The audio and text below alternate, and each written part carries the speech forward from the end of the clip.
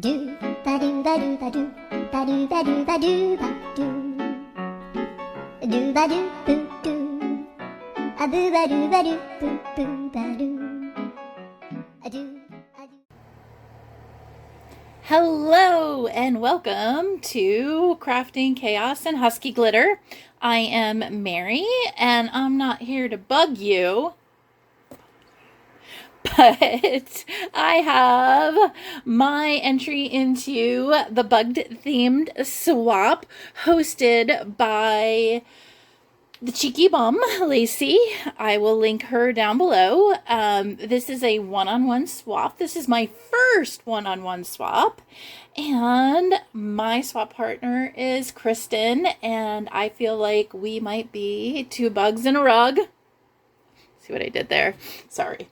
I'm a little corny. Just a little. And I am so happy I joined this swap so that we could become crafty friends.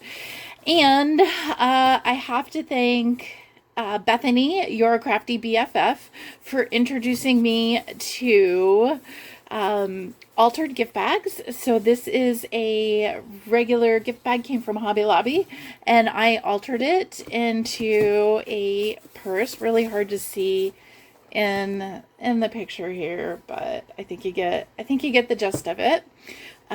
So I've just added a little wooden accent there that I painted in this color to kind of match. And let's go ahead and get in there.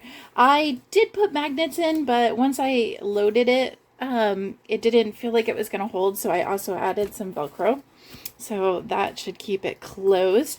And my intention is that was just a cool way to hold all these goodies.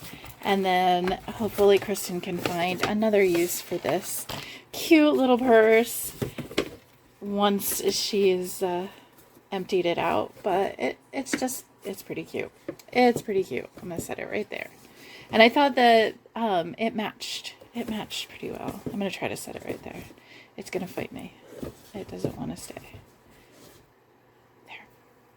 Okay, so the requirements for this swap were an interactive folio, my first interactive folio, either Mendex or ATC, a handmade card, and stickers. And my partner and I decided that we'd do store-bought stickers because I was like, wait, what? You can make your own stickers? Like, that didn't even occur to me, and I got overwhelmed. So we'll start with my ATC. And I will go ahead and pop it out of this bag. I've got my information on the back. I didn't cover my address, so I'm just holding it off screen a little bit. And this is just a little bag. It wouldn't fit into my cute little cellophane bags because I kind of went outside. I colored outside the lines a little bit. So I used my die cut, and I did back it with some thicker paper. And this is a piece of paper from the collection that I used, and I just took and used glossy accents on the letters that says butterflies and moths. And then this is a die cut that is 3-dimensional. Hopefully you can see that. I really love this die. This came from Kerrie Krafts. I'll link her in the description below. I won one of her Happy Mail packages, and those some of the die cuts that I used in this were in there, and also the dies. So, and this was some ephemera that I got to go with the packet with the paper, and then this is a little dangle I made to hang off. Oh, and then this is another paper I cut and trimmed just to kind of accent it. It's kind of simple, but I liked it. And then I put it in a bag, and I did a really simple hidden paperclip bag topper because I didn't want it to take away from that. I did include, this wasn't required, but I included some additional ephemera and little scraps of paper that I didn't use that I thought maybe my partner might want to use to further embellish. And again, another hidden paperclip bag topper.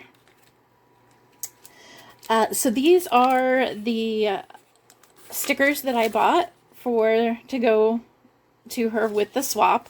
So it was in a bigger bag. It didn't fit, and I just trimmed them and folded it up so that it would fit in there nicely. I thought those were fun. Three-dimensional. And then I recently made a road trip to the Dollarama in Canada, which is about 2.5-3 hours from me, and I grabbed some butterfly stickers while I was there as well, because I was like, they're from Canada. I feel like you just have to. This is upside down. It's in the background, but you can see it, so I'm going to turn it. Oh, Husky's on the run. So this is my card. I did make the envelope as well, and again, this is that die, and I strategically placed it where it cut out one of the butterflies that was on the paper, and then I used a die to use 2 of different papers from the collection, and then I wrote her a little note on the inside, but I also put some of that light aqua teal color paper on the inside too. It's on, my note is on a sticky note so that she can reuse the card. And there is that. But okay, I gotta make room because this is exciting. I have never done a folio before, and now I am like all folios all the time because this is just the coolest thing. I absolutely love this, and I hope she does too. This is my first folio, so I'm really hoping that she likes it, but I'll give you a close-up look. So this is 110-pound cardstock that I made the base of it out of, and I made a dangle that I think is kind of fun. And let me grab the paper pack real quick because I don't remember the name of it. Okay, here's the paper pack, and it came from Joann's. I don't know how you say that. I'm bad at saying things. Mariposa? Yeah, no, I don't know. But that's the paper pack that I use for this. And then I did use some of that light aqua color. Okay, so this opens like that, and that is, there's magnets in here. So that opens like that. So a little ephemera there. Trying to get as much of it in screen as I can. So this is just simple right there, not too much going on. I'm gonna scoot this over. So we'll do this first. So this opens, and what I did is kind of, I like to call them hidden pockets. So there's pockets there, but you don't really see it because it matches. And I've just put some tags in there so that you can see their pockets. And then this is just a pocket. I just had this little piece from something else I cut, and I was like, oh, that's perfect. And then another hidden pocket over here.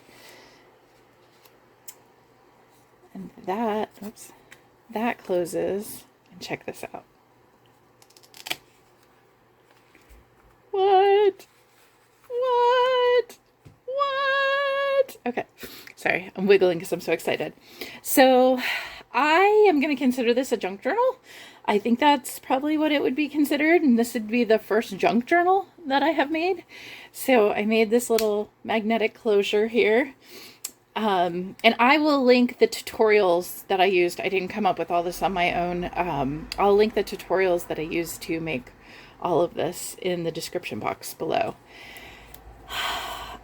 Again, a little hidden belly band here. And I just lightly decorated. I wanted to make sure she could do what she wanted with it. But a little pocket there. And I love this paper. I got this in a composition notebook. I was so excited about it. A little napkin. So I tried to just do some fun stuff. It's not a lot, but I was pretty excited about it. I'm really hoping that she's happy. I know she likes to do junk journals, and although I've been crafting a really long time, I took about 20 years off. I don't even like to say that. That makes me sound old. But it's this kind of stuff is newer to me. Like the junk journaling and stuff. I used to do stamping and card making, and I really liked 3D projects. So that was, yeah, I was back in the day and things were a little bit different. So I'm really enjoying myself getting back to crafting and doing fun stuff, because there's so many more tools and a community and all of that. So that just slides right in here. And there's a little Velcro dot to close that. So if this looks a little different view-wise, it's because I was so excited about this side, I completely forgot the center. And I had to stitch this in. Okay, so this is the center, and this is up on some dimensional tape with a piece of vellum ephemera. And yep, it's magnetic. So that opens, and we've got a spot here, a spot here, a spot here. I'm just going to pull this down a little. Oh, here's that one. I want to make sure you can see all of that. This is just part of that paper pack. This one, and ta-da! How cool is that? I'm going to tilt it up a little. I think that's pretty nifty. I'm pretty excited about this entire folio. So, ta-da! Back to the rest of the video.